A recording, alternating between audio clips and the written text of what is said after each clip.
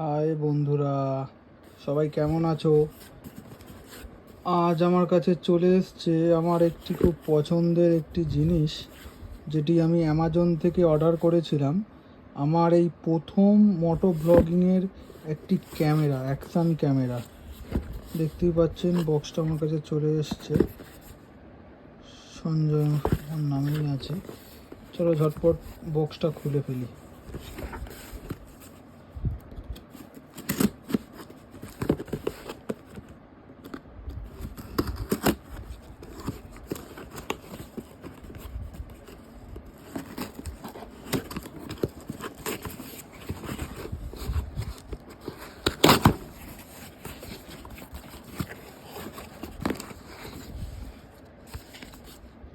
এটি একটি temper glass order করেছিলাম।